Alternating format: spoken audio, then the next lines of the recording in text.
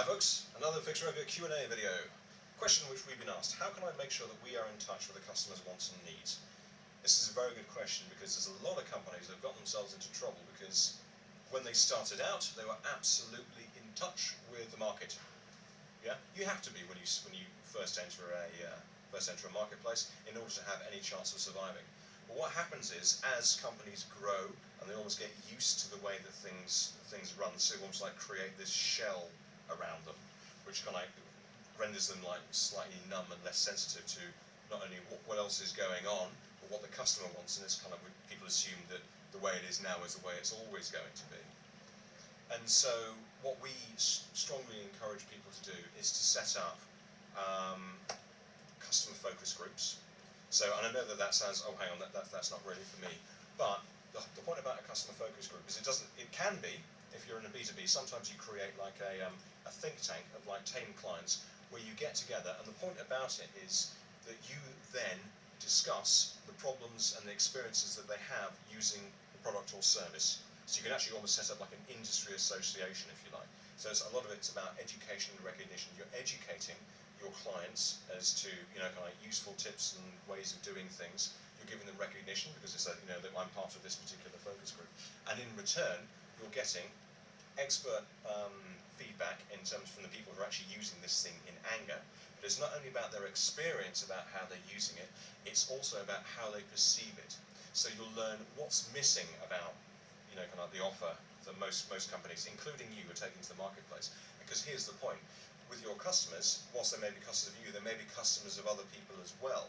And because they are being marketed to by everybody, they will have a good understanding of exactly where the market is going, what the trends are, what the developments are, because they are exactly the sort of people that everyone is going to be spending lots of money informing in terms of their offers. Okay, so they're a very, very good litmus test to say, right, what is being offered to our clients? Are we behind? Are we in front? What's being done correctly by the industry? What's being missed out by the industry? Where are the, where's the next version coming from? Okay, what are the key differentiators that we can basically go out there and shout to the marketplace, hi guys, we do this properly, okay, because everybody seems to get that wrong. We do it properly. We do this that nobody else does. These are the guys, your customers, who are actually going to tell you that. And like I say, sometimes it's going to be a group of like, say, 5 or 6 key clients you take out to dinner, or or to lunch or whatever. You sit them down, you go like a round robin, everybody kind of tells their problems. And again, use experience, education and recognition to do that. The other way of doing it is to then form what we call a mutual interest syndicate, whereby you've got, so again, it's a network of companies, but this time it's a network of companies who are servicing the same target market as you. And what that then allows you to do is to then basically keep track. Everybody gets around and says, right, okay, so I'm marketing this, I'm doing this, but you're all talking about the same sorts of people. Okay, so for instance, again, if you had a running shoe shop, what you could then do is partner with like a gym, partner with like a kind of like health food providers, and then say, right, these are the sorts of trends and other bits and pieces that we're seeing. This is what people are responding to. Okay, and then you then kind of synergize with those guys and saying, right, what's working? What are the people paying attention to? Okay, so those are the two ways of doing it. You talk to your customers, and then either set up with like focus groups, and like I say, that could be a sit-down meeting, or it could be via forums, it could be via websites, it could be you going online and actually looking at pre-existing customer focus groups, which are discussion groups which exist where people are kind of ranting about, I love this, I absolutely hate that, so you've got a good feel for the pulse of what's going on.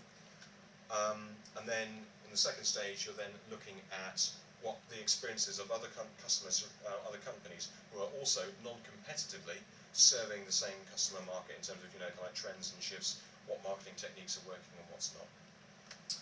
We've got 2 guides which will help you on that one. The first one is actually our guides to setting up customer focus groups, and like I say, whether they be sit-down ones for B2B, kind of more online discussion groups, portals, other bits and pieces for B2C, and also how to set up these syndicates where, again, and the great thing about it is you're not just getting feedback from the markets, you're also getting cross-selling opportunities, you're getting the opportunity for everybody to pool the customer base that they have, and kind of introduce and refer people to the same target market. So I hope that helps. The guys that I've referred to are linked below, so give us a shout on support@fixrovia.com. Let us know how you're getting on, and best of luck.